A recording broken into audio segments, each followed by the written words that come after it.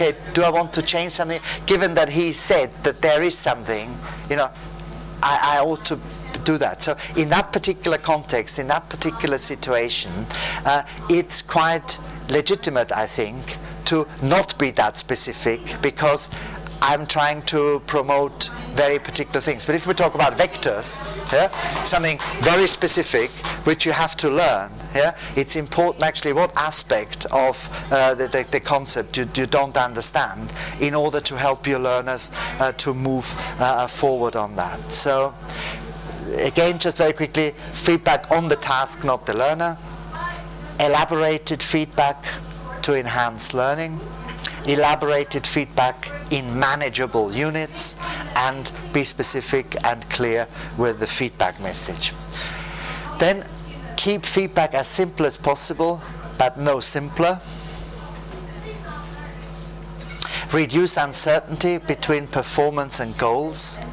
Formative feedback should clarify goals and seek to remove uncertainty in relation to how well learners are performing on task. Give unbiased or written or via computer. Promote a learning goal orientation via feedback. So not a performance, but a learning goal orientation, and provide feedback after learners have attempted a solution. Yeah? So earlier on, we have this thing about, you know, partial solutions or hints. Yeah? So this links in with this here. Yeah? Don't just tell them the answer. Yeah? They say something, they get it wrong, and then you say, no, it's like this. That doesn't really help them. Yeah? They then say, oh, okay, they repeat it, and then do they really know it? No. So, and once you then have a solution from them, you can make a diagnosis. Yeah? You can say, what has he or she actually not understood? Yeah? Is it a factual thing? They got the date wrong, so it's about memorization. Yeah? Is it a conceptual thing? Yeah? And if it, and depending on what it is, you can then come in at different sort of levels. But the research also tells you what not to do. Yeah? So we might want to have a look at that as well. Yeah? Yeah, sure.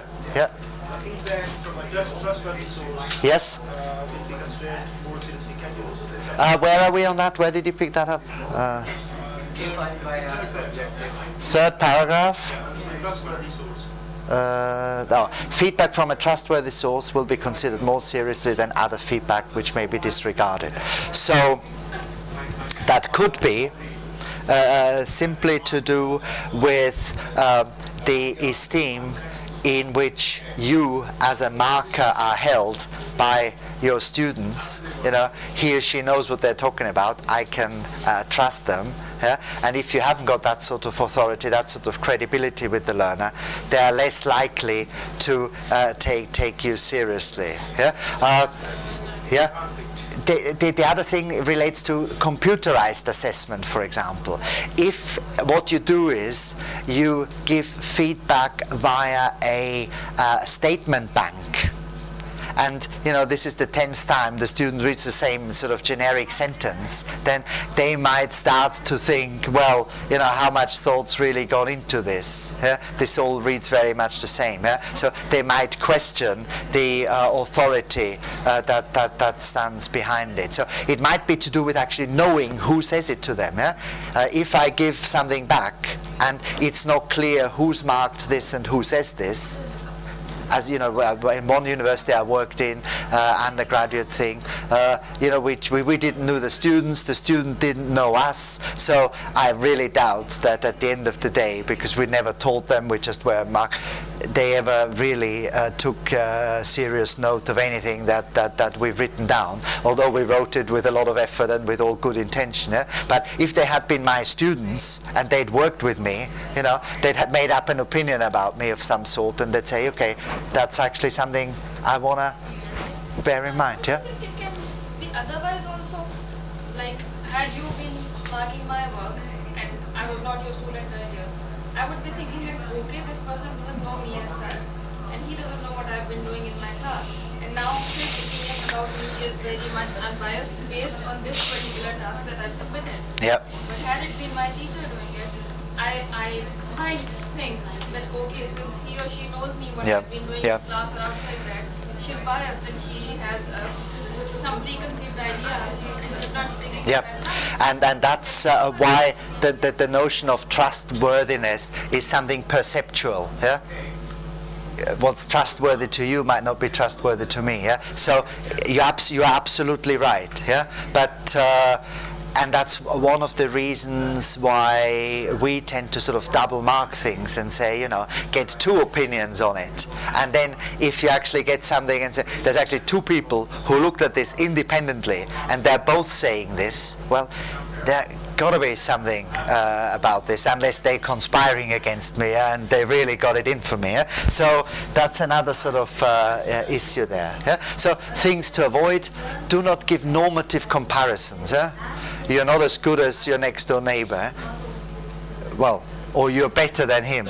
Okay, so what does that do for me? Yeah? I've got learning outcomes. What does that tell me? How well I've achieved? Yeah?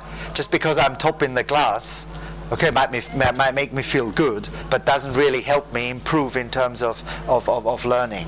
Be cautious about providing overall grades. We've already talked about this. Yeah? Students receiving just grades showed no learning gains, the research suggests. So if you just put a 7 out of 10 at the bottom, that doesn't really help according to research. Those getting just commons showed large gains. Yeah? Although there's a lot of pressure from students, give me a grade, what actually helps much more is giving commons. Those with grades and commons showed no gains, which is also interesting. Yeah? So are we really wasting our time then giving commons as soon as we start to introduce grades?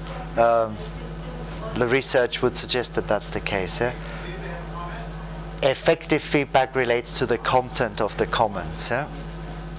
Do not present feedback that discourages the learner or threatens the learner's self-esteem. That was rubbish. Yeah? It's not a very good feedback to give. Use praise sparingly, if at all. Try to avoid, we've talked about it already, yeah? Try to avoid delivering feedback orally. Why is that?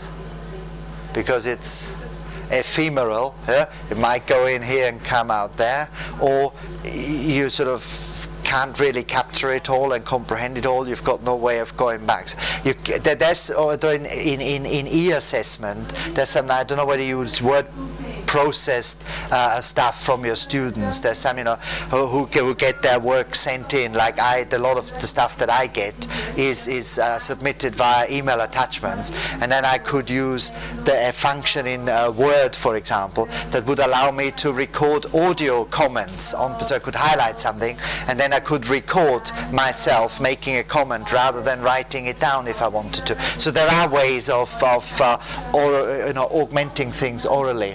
But they need to have some sort of permanence, those things. Do not interrupt learners with feedback if the learner is actively engaged. Avoid using progressive hints that always terminate with the correct answer. Why is that? Because they know eventually you're going to tell them the answer anyway. So, yeah, switch the brain off and just wait until, yeah. Do not limit the mode of feedback presentation to text.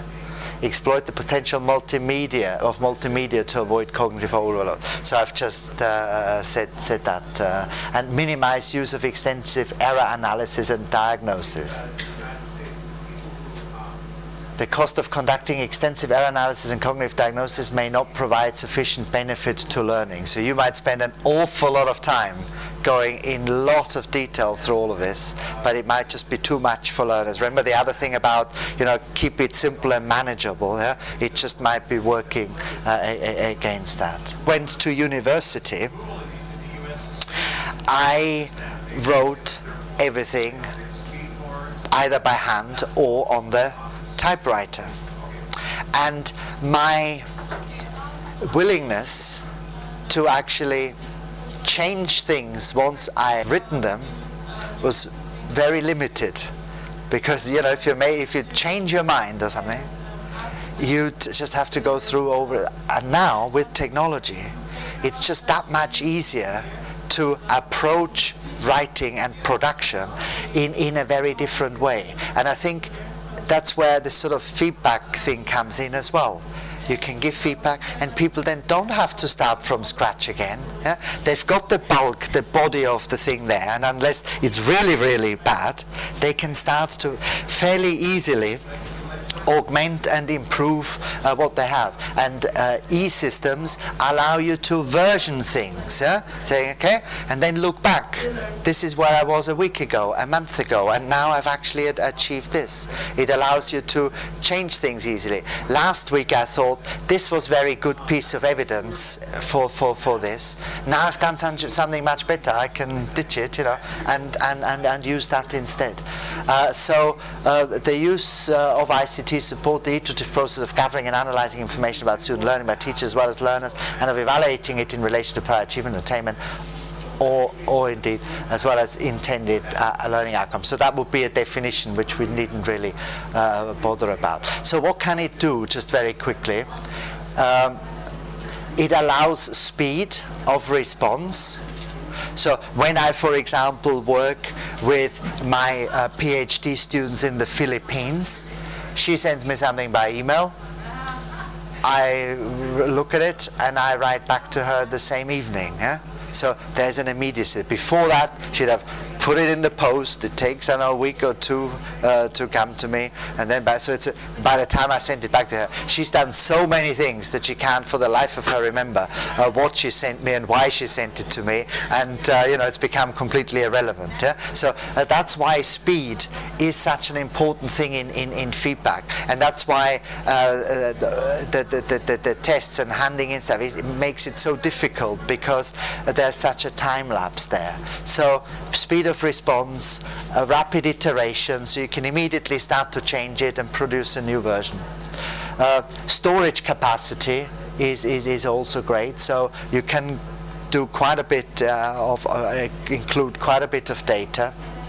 And when we started out this course we invented in the late 1990s, early 2000s, called the Master of Teaching, one of the things we were very keen on to get our students to produce portfolios of evidence from classrooms, student work, their planning, reflections, and then at the end of the day they handed in that portfolio, and what do you think happened? My entire office was absolutely full, top to bottom, with all these folders, and just, you know, having to sit down and look at one of the